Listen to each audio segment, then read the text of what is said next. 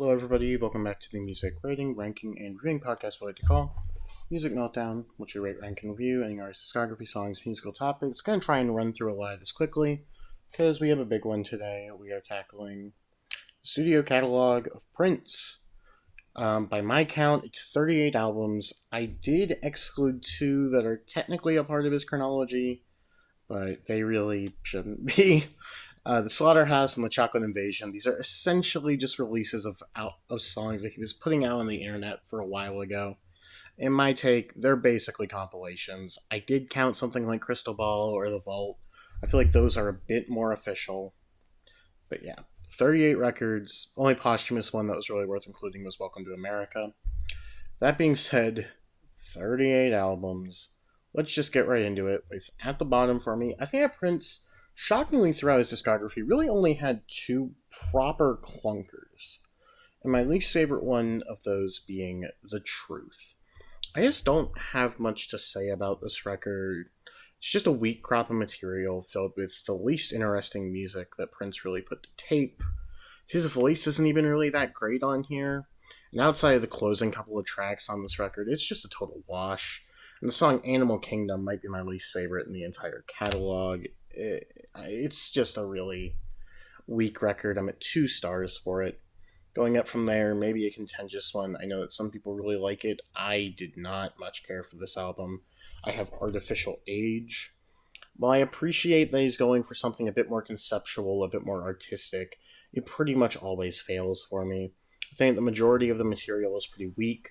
The production was pretty rough on here, and to be honest, a lot of the arrangements just didn't do much for me. It's a really weirdly spacey and kind of empty sounding record to me. Outside of Breakdown, to me, this is a total skip. I'm at 2 stars for it. Up from here, I'm going with the record 2010. And there's just not a lot to say about this album. A lot of Prince records are kind of the same at a certain point. Just, it really depends the crop of songs that are there. And this one just feels kind of lifeless. The songs that are on it just go nowhere. There isn't even a good hook or anything to really boost it up. It's just dull. It's 2.5 stars. I don't care for it. 35 here, I have Crystal Ball.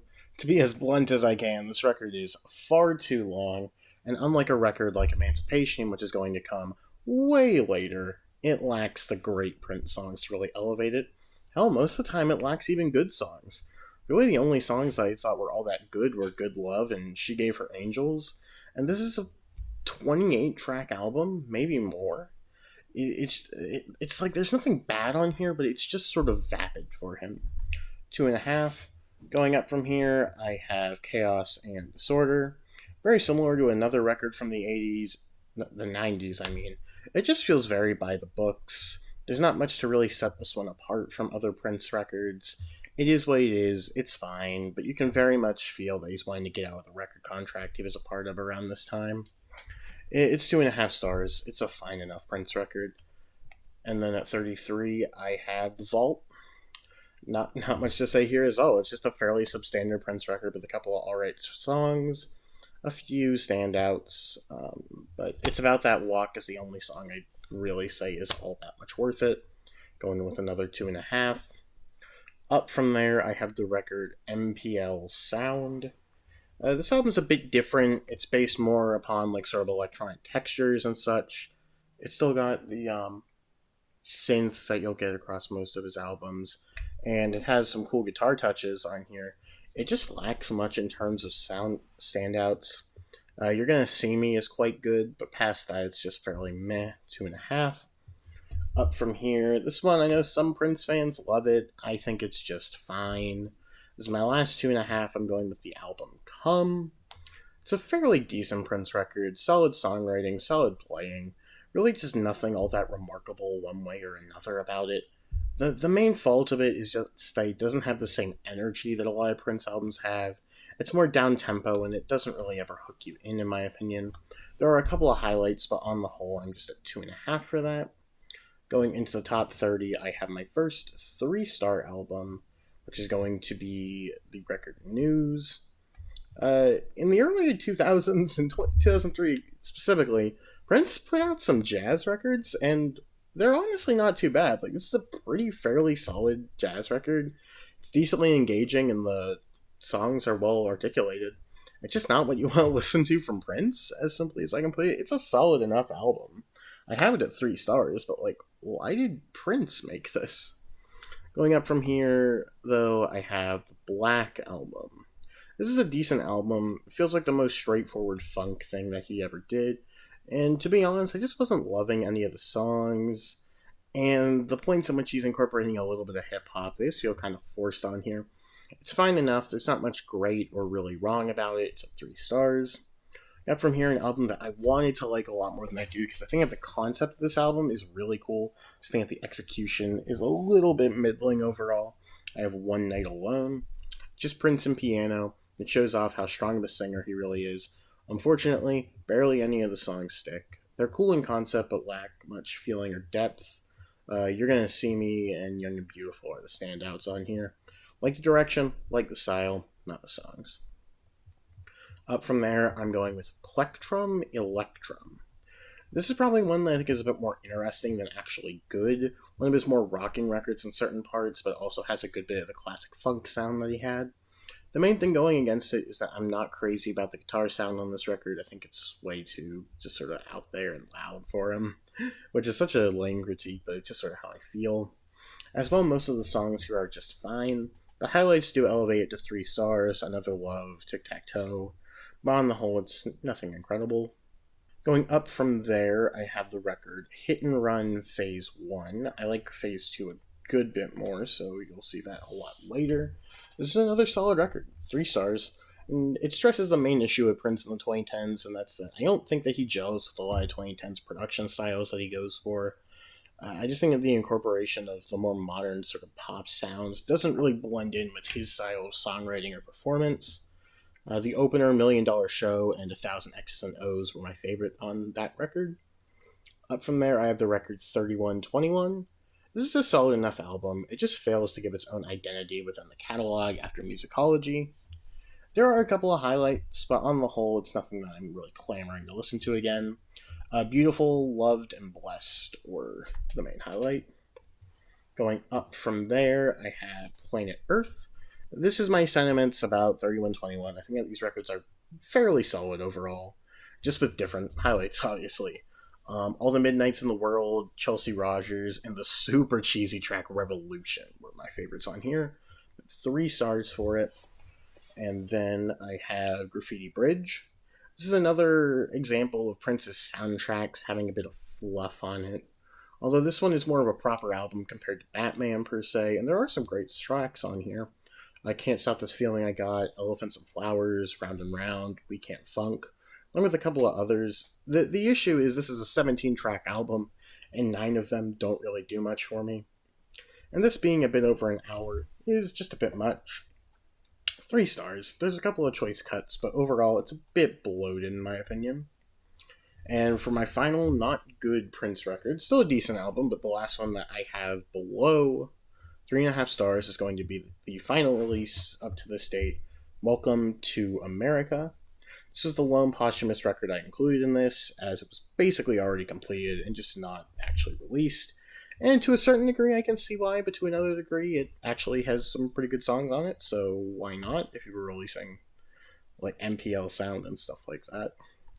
This was mainly a collaboration record with the bass player Tao Wilkenfield, and they're great. The bass playing on this album is sensational. However, I think that it suffers from the curse of Prince just not always having the best songs to his name. He puts out so much material, so oftentimes he's just struggling to get like the best stuff after the 80s. The best stuff on the album is great though. 1,000 Light Years from Home and the closers, One Day We Will All Be Free, are just classic Prince songs in my opinion. The rest, while solid, lack much about them past enjoyable musicality. It's on the edge of 3.5 for me, but this is my last 3-star album. But yeah, it's kind of just mind-blowing that Prince has 21 albums that I think are legitimately good. Like, that is wild for any artist to have that many genuinely very strong albums. But yeah, let's start getting into them. At number 21 for me, I'm going with the Batman soundtrack. This is a fairly solid soundtrack overall. The album feeling here is a bit iffy, though. Not a big fan of how they add in the dialogue from the movie. There are some pretty choice cuts on here, my favorite of which being Scandalous. On the whole, it's a solid Prince record that falters a bit due to its attachment to the movie. For the number of good songs, I do have it at 3.5. Going up from there, I have the other Prince jazz record, Expectations. Honestly, the album doesn't provide a ton to talk about. It's just a fairly damn solid jazz record. The playing's good, the movements are lovely, the track, Exogenous is especially great. But on the whole, it's no Coltrane, it's no Miles Davis, it's just a pretty solid Prince record. 3.5 stars. Number 19, going with Diamonds and Pearls. Overall, this is a pretty good album. A bit of the 90s R&B production creeping in here. You get more contributions from the new Power generation. My main issue, like it was on the Black Album a good while back, is the rapping on this album, which just comes across a bit corny to me. There are some really good songs here. The opening 4-song stretch, as well as Instatable, I think that's how you say that word, are my favorites. It's another 3.5 star Prince record, pretty good stuff. Then I have the album Love Symbol.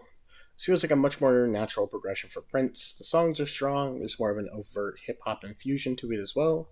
And while I would still call it inconsistent, the top tier songs are just really great Prince songs, and the female vocals across the album are lovely. My Name is Prince, The Morning Papers, 7, and 3 Chains of Gold are my favorites on here. 3.5. Alright, this is probably going to be my most contentious album throughout this ranking. I have this one and this next one a lot lower than I think other people would. I am going into the 80s, starting out at number 17. I have Dirty Mind. This is an album I really wasn't too keen on the first time I heard it. The production is way noticeably weaker than the first two, and to contrast that, it's his best vocal album so far. The band, per usual, is red hot, and songwriting-wise, this has the peaks up to this point. The opening 3 plus Uptown are all classic Prince numbers. But really, I just don't really like the less polished production style. And I know the sort of story behind it and why it kind of had to sound that way.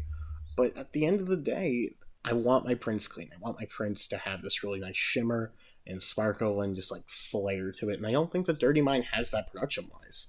And even then, the final 3 songs on here I think are just sort of okay. It ends up kind of feeling just like a funk band sort of noodling around for me. I think it's 3.5 stars. I still think it's a very solid record. It's at album 17 out of 38, so it's still well in the top half. But I don't know, I struggle with Dirty Mind in comparison to his other albums. Another one I struggle with that I know other people love at my number 16 is Around the World in a Day. This is one of the stranger albums up to this point after the massive pop effort of Purple Rain and the double record of 1999, which really boosted him into the stratosphere. It seems like Prince just wanted to get high. This is the most psychedelic he'd really ever get in his career. And overall, it's good. It doesn't have the highlights of Purple Rain or 1999 or even Controversy. But like any Prince record, the highlights are pretty solid.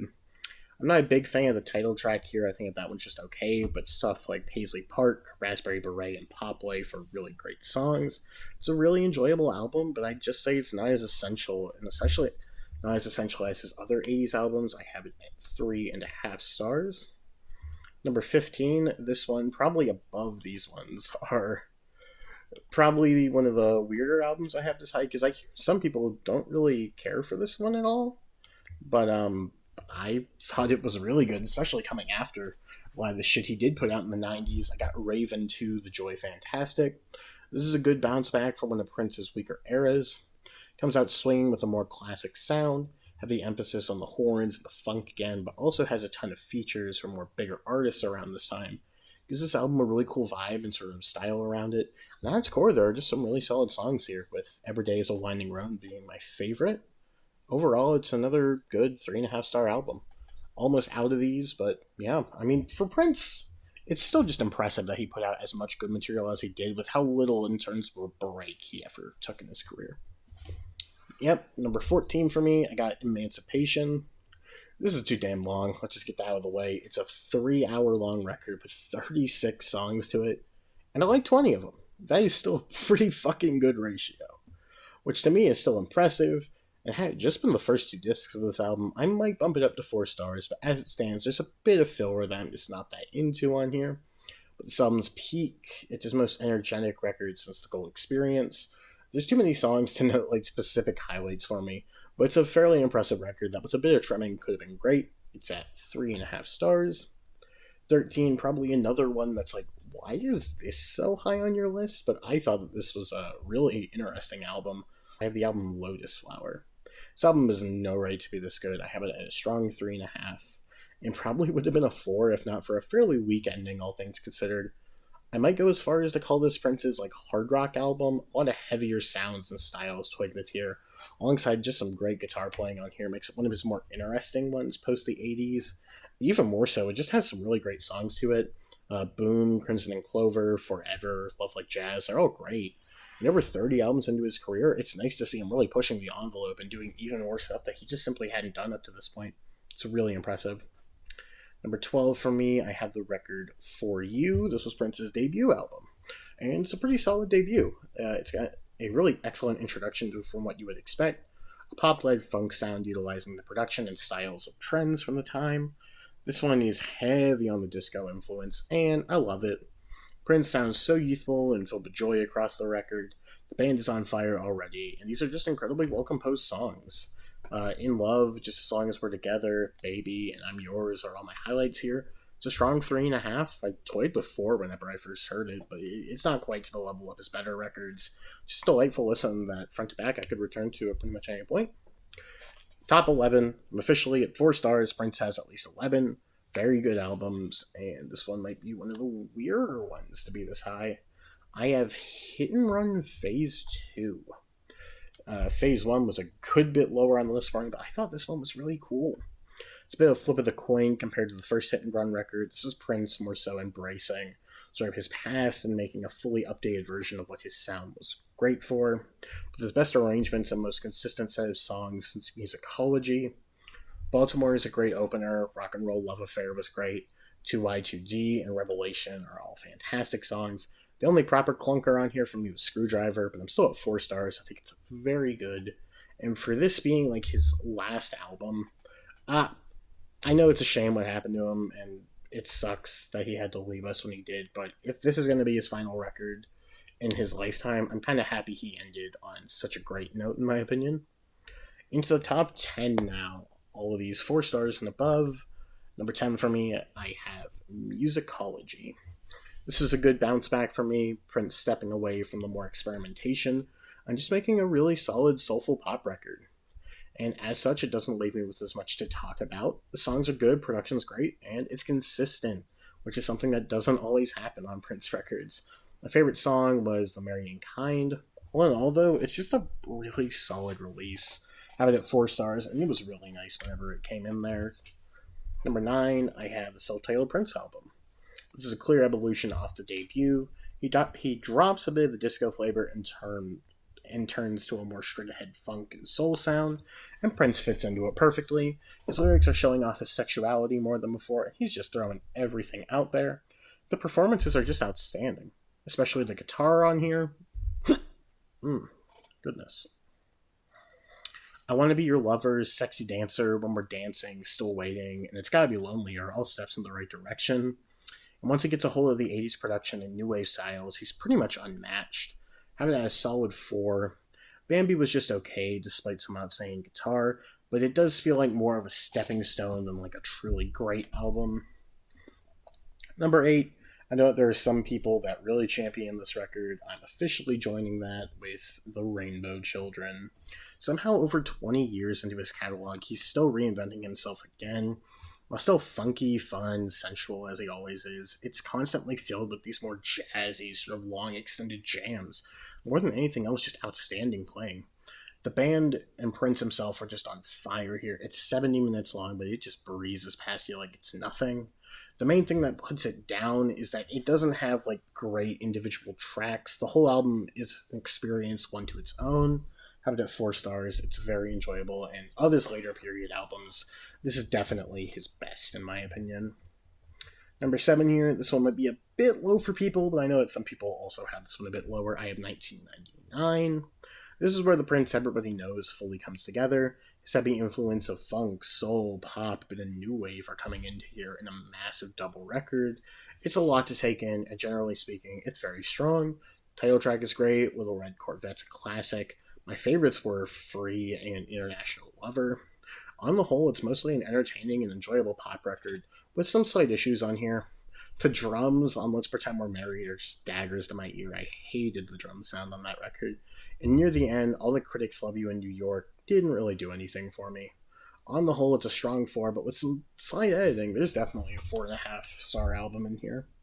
Then at number 6, I have my final 4-star album, and I have really debated giving this one 4.5 because I think that it's really strong, a bit underrated in his catalog. I'm going with Parade. This is probably Prince's most experimental up to this point. He's playing more so in the overt field of what he was doing on Purple Rain, but it has a bit of the psychedelic touches from Around the World in a Day. It leads to a very interesting listen, especially in the sense that it's all connected. Pretty much each song leads into one another, and it's really cool. It's his best sequence for that fact alone. It just keeps up the level of quality songwriting that he'd had since the self-titled at that point. Under the Cherry Moon, Girls and Boys, Mountains, and Kiss are all fantastic songs, but the crowning jewel on this record is the closer, Sometimes It Snows in April, which I can confidently call my favorite 80s Prince song. I think it is just absolutely stunning. As it stands, it's a very strong 4 stars. I think if I went back to this one, I could get it to 4.5, though. With that, we're going into the top 5. All of these are going to be 4.5 stars for me. I think Prince has 5 great records. At number 5 for me, I have the album Love Sexy. This and Parade feel like the albums from Prince's sort of classic period that don't get talked about as much. I'm not really sure as to why. Love Sexy is great. It's at 4.5, like I said before. It keeps the streak going from Sign of the Times with just a fantastic batch of songs on here. I love the late 80s production on here. The synths on this album are great. Prince is lovely as he always is, and the band performances are awesome. I Know and Alphabet Street are fantastic openers, but the 3-song stretch near the end of Love Sexy, When Two Are in Love, and I Wish You Heaven is really the showstopper here. It's a killer pop record and a strong recommendation for me. Number 4, this is the album I would always call my favorite Prince record before I did this proper deep dive. That's going to be the album Controversy. Like I said, this was expected to be my favorite going into this. It's very similar to Dirty Mind, however, with a much larger budget, it sounds way better. It's funk with a touch of disco and that new wave energy. The sound of the album is just a total blast. He sounds fantastic. The synths are great across here. They're a bit cheesy, but they're just so fun. Lyrically, he's leaning a bit into politics across here, which he kind of sucks at, but they work and I like them. As well as the classic sensual Prince numbers, which are amazing. The opening tracks, Sexuality, Private Joy, and Annie Christian are all among my favorite Prince songs. I am at 4.5 stars. This was his first truly great release, in my opinion. Then at number 3, probably the one everybody expected to be number 1. I got Purple Rain. Even though I might prefer listening to Controversy personally, I can't deny that Purple Rain, at least up to this point in the career, was definitely his crowning achievement. It's a tight-knit 80s pop production, which still has the funk and soul influences melded in, though. There are some lovely ballads on here, such as the title track. But I'll probably take the beautiful ones over it personally, and the pop songs on here are just outstanding. Let's Go Crazy, Take Me With You, When Doves Cry, and I Would Die For You are all fantastic. The only issue with this record is I've never really liked Darlin' Nikki. That song makes you feel kind of like, But past that, it's just a fantastic record. 4.5 stars. My top 2, there's an easy option here, and then there is my number 1, which I don't think people will be upset with, but it might need some explanations on my part. So, number 2 for me is Sign of the Times. For me, this is just the best artistic statement Prince had made. It's a double album, and it utilizes pretty much everything that he had done.